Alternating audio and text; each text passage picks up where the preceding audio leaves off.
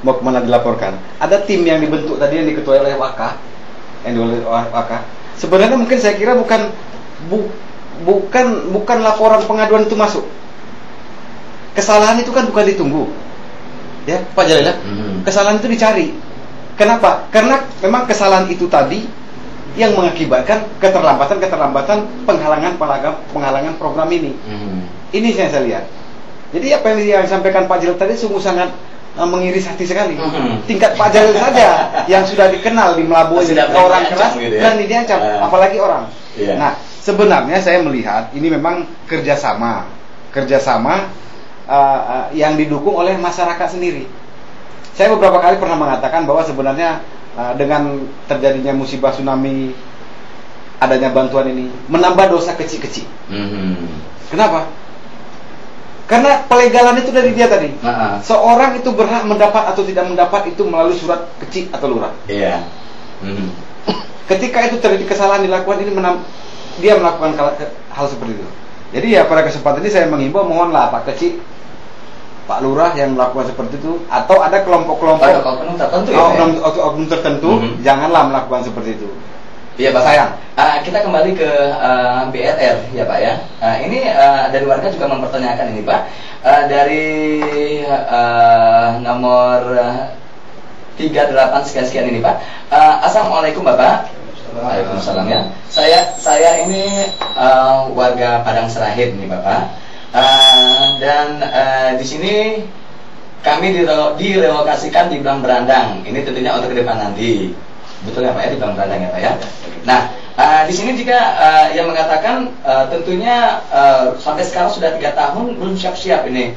Dan sampai kapan kami harus menunggu? Dan kalaupun siap nih Pak, kami khawatir nih Pak. Ini dikabarkan memang kalau Blang Berandang ini selalu banjir, ini banjir rutin ya Pak ya. Mungkin 6 bulan atau 1 tahun sekali nih Pak. Nah, antisipasi yang akan diambil ke depan ini bagaimana? Apakah memang kalau seandainya nanti terjadi? Karena memang kalau kita berbicara ini tentunya kita menyinggung dengan mitigasi bencana ini Pak. Oke. Untuk Blang Berandang, di situ ada 4 NGO yang membangun rumah. Kita bisa katakan Caritas di sana ada bangun sekitar 1050 unit.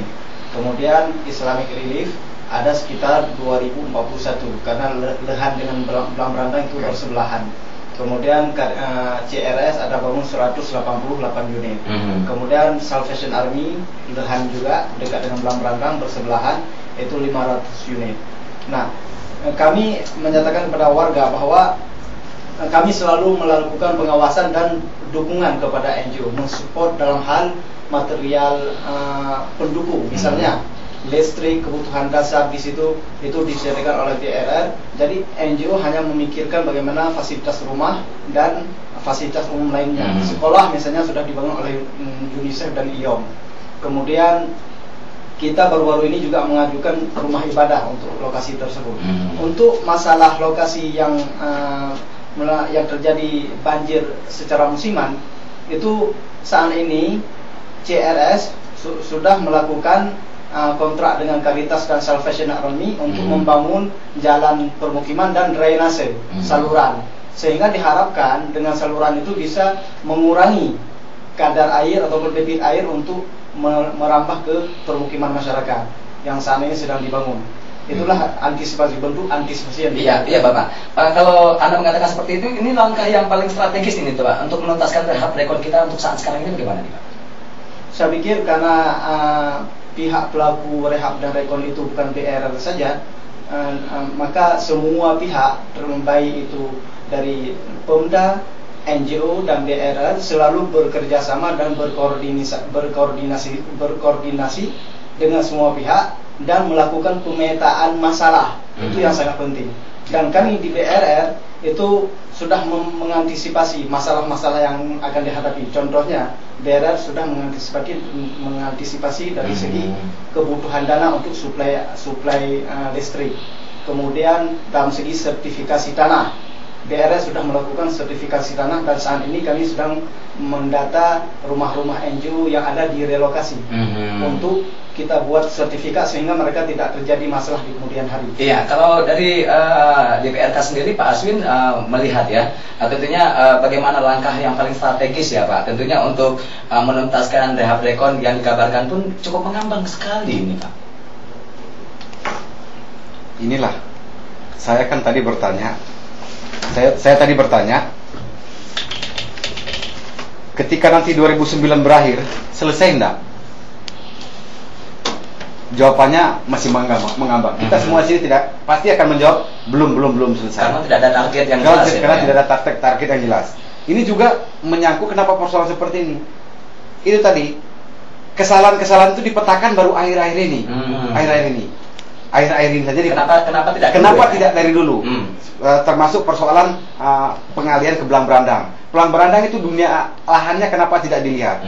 Kenapa tidak dilihat? Kenapa mesti di situ? Ini juga ada kesalahan daripada pemerintah daerah sendiri pada penetapan lokasi. Contoh seperti yang di Cekomare. Cekomare kalau nggak salah. Itu kemarin itu ketika diajukan ke DPRK, ke DPR Aceh Barat, itu yang tim pansus DPR turun ditunjukkan sebelah kanan, tapi ketika dibebaskan sebelah kiri. Nah, kenapa itu bisa terjadi? Nah, inilah tadi. Jadi makanya semua persoalan ini sudah sangat-sangat kompleks. Semua sudah buat kesalahan, ya ini yang terjadi. Memang ya kesalahan itu saya sampaikan, kesalahan itu memang tidak selalu dipetakan, oh ini salah, jangan dilakukan lagi. Ini salah, jangan dilakukan lagi. Kesalahannya tetap selalu seperti itu saja. Iya, kalau kita mendengar tadi dari keluhan warga sudah jatuh tertimpa tangga ya Pak ya. Mereka ini sudah menjadi korban tsunami. Akhirnya mereka ditempatkan juga di tempat yang akhirnya rawan bencana ya, seperti itu Pak. Itulah. Sepertinya kemudian seperti ini. Kalau dari DPR sendiri itu memplotting anggaran pembebasan tanah tahun 2007 20 miliar. Terbuka dalam arti silakan dicari tempat yang bagus. Silakan dicari tempat yang bagus, kemudian dibebaskan. Tidak diplot harus di sini, harus di sini, harus di sini. Nah, ketika itu dilihat, inilah tadi. Kembali kepada oknum seperti kawan-kawan dari BRR mengatakan tadi, seperti Pak Jalil juga, kembali kepada oknum. Nah, sebenarnya ya langsung aja lah saya katakan, terlalu banyak orang mengambil kesempatan dalam kehancuran ini. Kita tidak tahu siapa, dan Anda mengatakan tadi oknum ya. Terlalu banyak oknum ya. Ya siapa saja yang mengambil kesempatan dalam persoalan. Kalau Bapak sangat sayang sekali. Ya, kalau Bapak Jalil sendiri Anda melihat atau Anda bisa memberikan sedikit gambaran langkah yang paling strategis ini untuk dapat dilakukan oleh BRR atau NGO atau badan-badan tertentu untuk dapat menyelesaikan atau menuntaskan ya rehab rekon ini. Ya, kalau menurut saya gini, saya berikan pencerahan sedikit, mungkin jangan terlalu kaku kita dalam hal mengambil keputusan. Sama dengan cerita waktu Order Baru dulu, ketika Lim Siliong dibawa tamu dari luar negeri, ditanya sama Lim Siliong, ini punya siapa? Itu punya kue. Kemana-mana dibawa, ini Indo itu semua punya kue, dia bilang. Sudah bingung para tamu ini, dia katakan, Indonesia ini punya siapa? Itu punya saya sama Soeharto. Itu dia bilang. Begitu juga hari ini misalnya. Kalau banyak masyarakat yang protes, banyak LSM lokal mungkin yang protes, banyak DPR yang protes, banyak bupati misalnya yang protes. Nanti BRR di sini tinggal satu orang. Karena BRR ini milik saya sebenarnya. Saya tutup, selesai. Apa mau ngomong? Uang sama saya, semua punya saya. Jadi Pak Saifullah dan Pak Lupi nggak ada lagi mungkin siapa yang dipilih, satu orang ditinggalkan di Melabu. Kalau banyak kita ngomong, ini itu Mbak, seperti dulu. Ini pencerahan dari saya.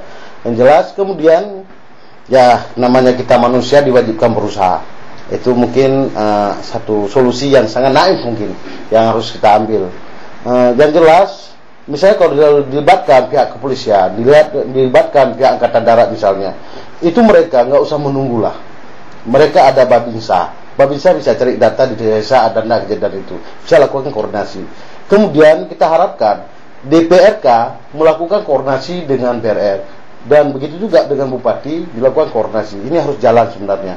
Ini kita sangat berdosa atas mayat-mayat yang apa ini yang diperjualbelikan oleh BRR. Saya orang pekerja NGO juga, saya tidak pernah saya membuat di proposal saya itu namanya mayat.